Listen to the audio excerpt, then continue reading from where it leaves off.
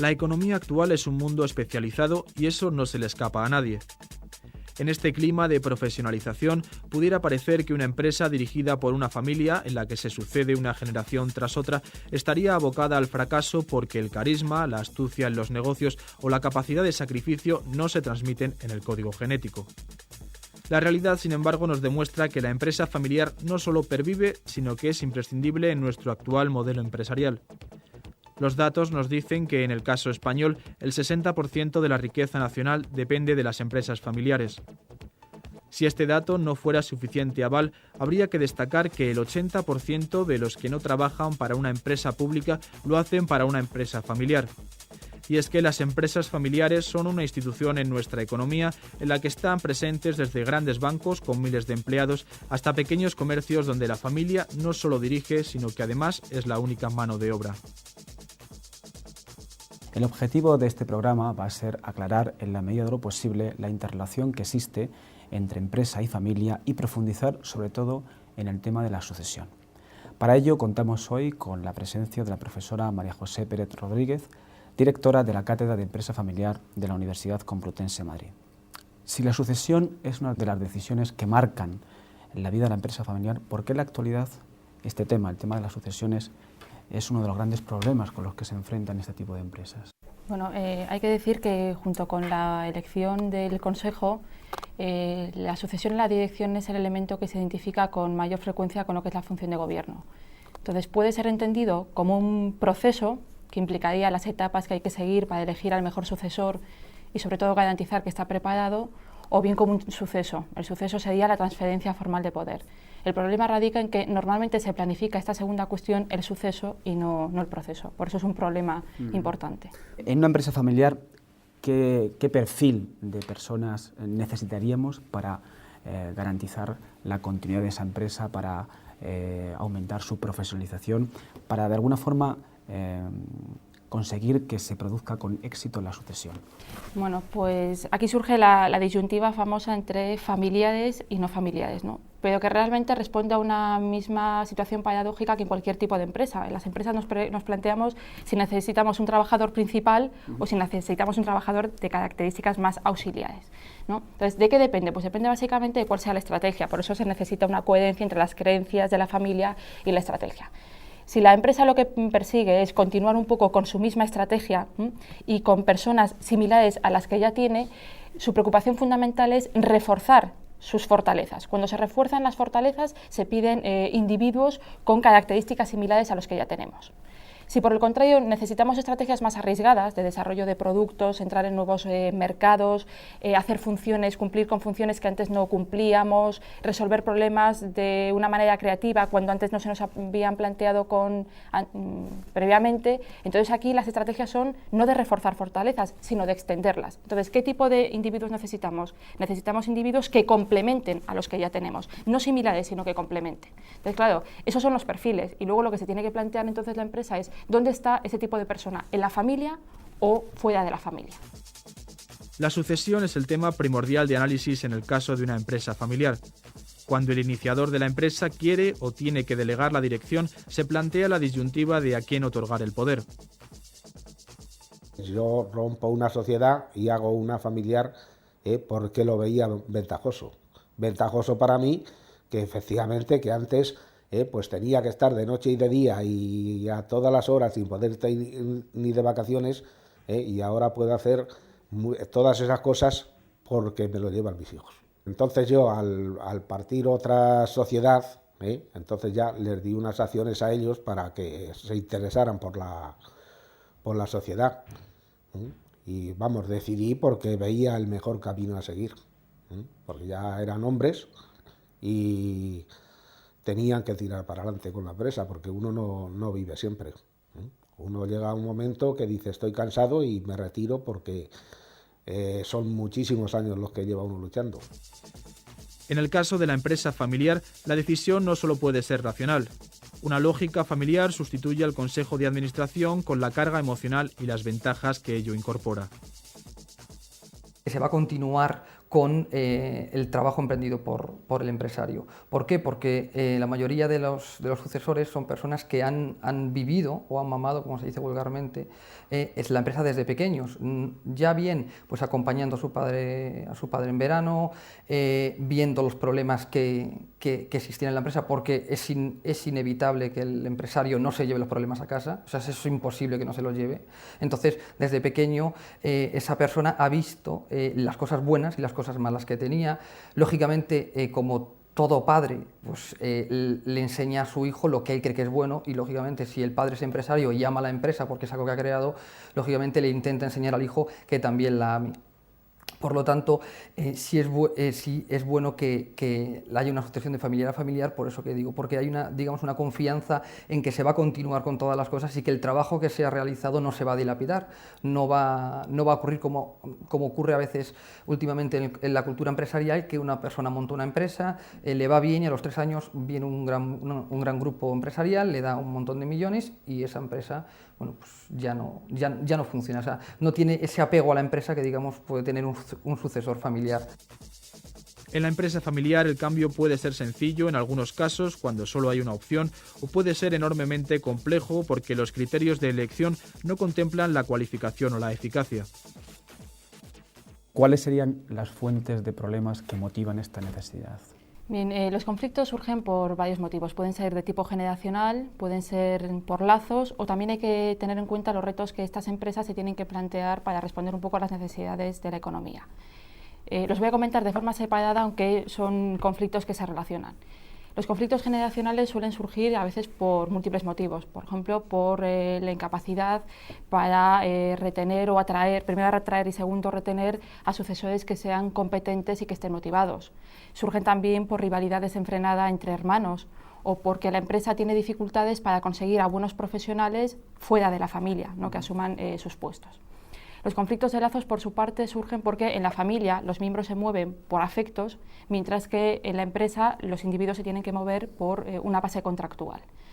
Y luego, en cuanto a los retos, si pensamos, por ejemplo, en la necesidad que tienen las empresas familiares de profesionalizarse, esto exige que para el éxito hay que plantear cuáles son las prácticas y políticas de recursos humanos que debamos definir.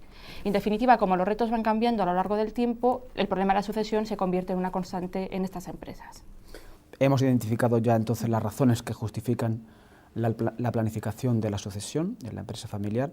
Si te parece, podríamos ahora empezar por comentar cuándo hay que hacer esta planificación, ¿no? ¿En qué momento del tiempo hay que hacer esto? Es una pregunta muy relevante y es mucho más fácil dar la idea que luego implantar la solución. La respuesta sería lo antes posible. Quizás antes de que el proceso racional de planificación del proceso se vea afectado por elementos ajenos a la lógica empresarial. Claro, si uno conoce la cara del hijo es mucho más difícil luego afrontar este tema. Entonces, lo antes posible. En definitiva, esta sería la idea. Quizás también en el mismo momento en el cual el nuevo director, el nuevo sucesor, asume su cargo. Porque dependiendo de cómo planifiquemos el proceso, esto implica el éxito de la continuidad, cuanto antes se haga, pues tanto mejor. Para el futuro de una empresa de cualquier tipo es tan importante la sucesión como el momento en que se lleva a cabo. El hecho de la sucesión trasciende a muchos aspectos de lo que será la empresa. Se tiene que fomentar el apoyo a las empresas familiares por el problema que tenemos de los impuestos de las sucesiones, que eso es un problema gravísimo. El apoyo a las asociaciones como son la Asociación de Empresa Familiar, que tenemos unas características diferentes de las empresas normales. Y yo creo que si el Estado o las comunidades o los ayuntamientos ayudan un poco a que se crea ese concepto de que una empresa no es simplemente como un ente que te da dinero, sino que es una cosa que tú la creas, que tú la luchas, que es algo tuyo, y le puedes transmitir a tus hijos, como le dejas los pisos, como le dejas la educación. Al fin y al cabo le dejas cultura, y si le dejas una cultura personal, le estás dejando la cultura de la empresa.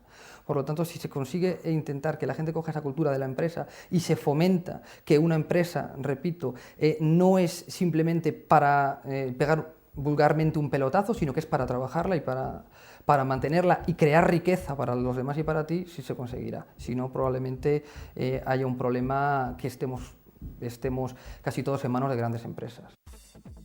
No retirarse a tiempo puede suponer perder el ritmo del momento. Sin embargo, delegar demasiado temprano podría implicar desaprovechar las cualidades del fundador. Al catalogar la sucesión como un proceso, se puede considerar desde distintas perspectivas, ¿no? ¿Cuál crees tú que sería la perspectiva más acertada?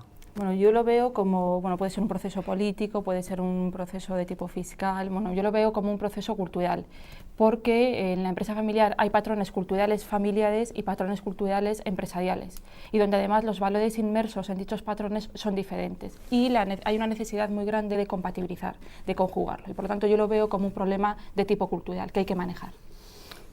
Cuando hablas de proceso cultural, entiendo que te estás refiriendo a pautas de comportamiento que siguen un determinado patrón. ¿De qué patrón o patrones estamos hablando? Bueno, pues si nos vamos a la familia, ahí hay una base de tipo emocional, ¿no?, donde predomina un carácter subconsciente, una orientación hacia el interior muy introvertida, con una serie de valores como puedan ser importantes, como puedan ser la lealtad, el compromiso, la educación, la protección, y por lo tanto hay una base muy conservadora. En general las familias se muestran muy adversas a las situaciones de cambio, buscan el equilibrio entre sus miembros y poco más. En cambio, en el planteamiento empresarial, la base es de tipo contractual, laboral, es decir, las personas acceden a la empresa a cambio de una remuneración, se mueven por pautas mucho más conscientes de orientación externa y por lo tanto son mucho más proclives a los cambios que a minimizarlos. Por eso surgen precisamente las fricciones y los conflictos entre la familia y la empresa. La empresa familiar tiene sus propias características y por tanto su propia lógica. ¿Quién y cómo fija los sueldos? ¿Cómo se reparten los cargos y responsabilidades y en función de qué criterios? ¿Cuáles son los objetivos de la empresa? Estas son cuestiones particulares de cada empresa, pero de gran importancia para su futuro.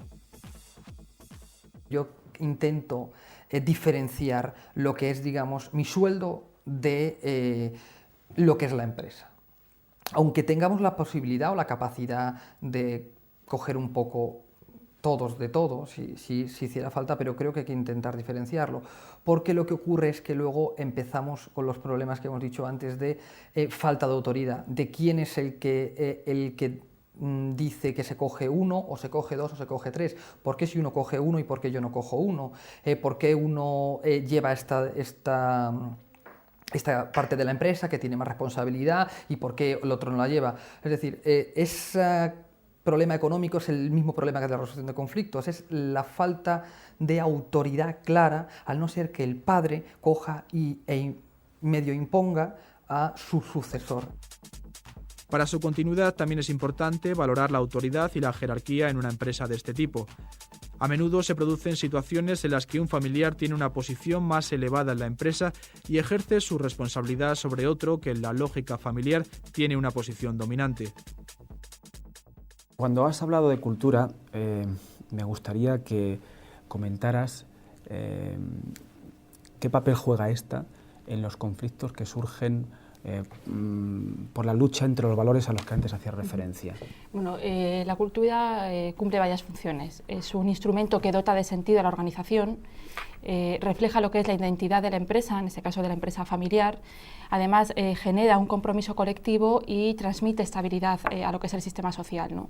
En definitiva, es un mecanismo que ayuda a guiar y controlar los comportamientos de las personas dentro de las organizaciones, sean familiares o no sean familiares, ¿no? Y ese es quizás el papel importante, de tal manera que, sobre todo, su importancia se manifiesta en los procesos más emergentes, ¿no? Porque es ahí donde la familia tiene más que decir. Y se manifiesta también en el hecho de que unas generaciones transmiten a otras aquellas dimensiones culturales que consideran son fundamentales para garantizar la continuidad. Por tanto, es muy importante lo informal. En una empresa familiar coexisten dos personalidades, la de la propia organización empresarial y la de la familia. ¿Cómo se encajan las necesidades e intereses de la organización empresarial con las necesidades e intereses de la familia? Bueno, pues esto enlaza con lo que estaba comentando.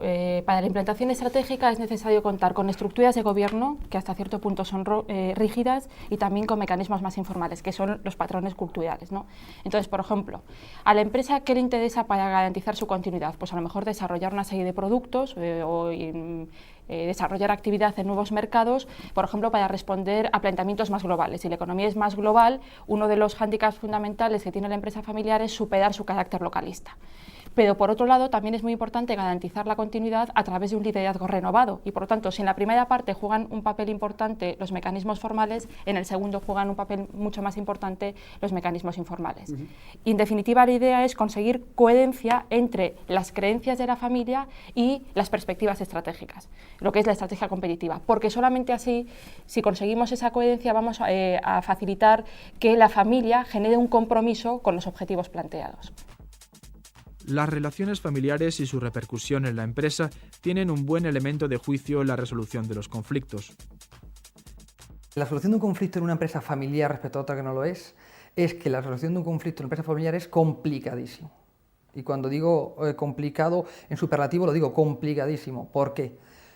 Porque si una empresa familiar está digamos, el fundador todavía presente, todas las personas, todos los hijos, si hay uno, dos, bueno, si hay uno no hay problema, si hay dos, tres hijos, van a respetar al fin y al cabo la autoridad del fundador y el padre.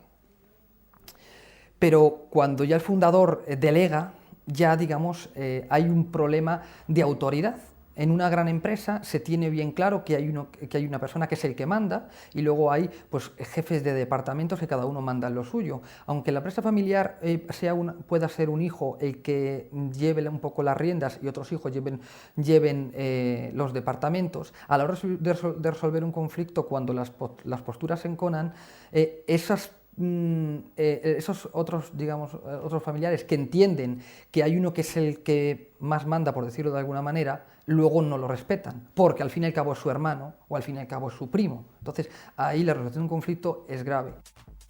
Las implicaciones personales pueden estar por encima de las profesionales y esto se evidenciará tanto en la eficacia de la solución como en el acatamiento de la autoridad o incluso en el planteamiento de los problemas. Por ejemplo, cómo cuestionar el buen hacer de un hermano o cómo un padre acepta la decisión de un hijo sin estar de acuerdo con ella. Vamos a plantearnos, María José, la hipótesis de que una empresa familiar necesita cambiar su estrategia. Parece lógico pensar que si cambia la estrategia, tiene que cambiar también su cultura. ¿Cómo se hace esto? Bueno, pues hay que responder a una serie de exigencias. Cambiar la cultura, ¿qué exige? Pues capitalizar, por ejemplo, aquellas oportunidades que son únicas. Cambiar la cultura exige combinar el realismo, ¿no?, pero con una postura optimista. Cambiar la cultura exige modificar, por ejemplo, las tácticas de socialización. Cambiar la cultura plantea como exigencia modificar muchos elementos, pero a su vez mantener una cierta continuidad. Es decir, hay una serie de exigencias que nos lleva precisamente a que en las empresas familiares los patrones culturales de primera generación, que responden mucho a la filosofía del fundador, tengan que evolucionar hacia patrones diferentes con los hijos. El fundador, ¿por qué se caracteriza? Por un arraigo a su puesto, por un dominio, por un poder y por ampliar ese poder en el tiempo. Y los hijos, por su parte, ¿qué quieren? Acceder lo antes posible, son impacientes, quieren que se les dé la oportunidad para probar su valor y, por lo tanto, respondiendo a las exigencias que antes comentaba, se hace la transición de un punto a otro. La sucesión de una generación a otra, que en España se da en el 33% de los casos, tiene siempre repercusiones. Una de las más importantes viene como consecuencia de una formación que por la distancia generacional es necesariamente diferente y por tanto la incorporación de otra manera de entender el negocio y el contexto en el que se va a desarrollar. Lógicamente se producen cambios en la línea de dirección, pero inevitablemente. Lo que pasa que yo creo que se producen unos cambios que son buenos y malos. Me explico. Hay unos cambios que son buenos porque no queda otro remedio que cambiarlas. O sea, la empresa, como se suele decir, o se renueva o se muere, es como la vida. Pero al haber tanta lucha generacional que normalmente como hemos comentado, al haber una lucha generacional y una lucha un poco de poderes, de cambio de ideas, cuando llega el sucesor a veces hace cambios demasiado radicales, demasiado bruscos. Y entonces luego muchas veces se da cuenta de que muchas cosas de las que el padre o el fundador de la empresa le decía que no debía hacer eran correctas. Mis ideas son otras. Ellos están más preparados y como llevan ya 12 o 14 años conmigo, pues tienen otras ideas que yo no tenía. Ahora mismo va todo por ordenador, y antes no existían. Tenía, una máquina pequeña de escribir, y hacerlo a mano, y facturar en tu misma casa. No estabas preparado para tener unas oficinas como se tienen ahora. Y claro, ellos, todo esto lo han montado ellos. Este cambio generacional tiene probada influencia en el devenir de la empresa. Para su supervivencia, las empresas familiares reclaman además contar con una serie de apoyos públicos que les permitan mantener las cualidades que las han convertido en motor de nuestra economía.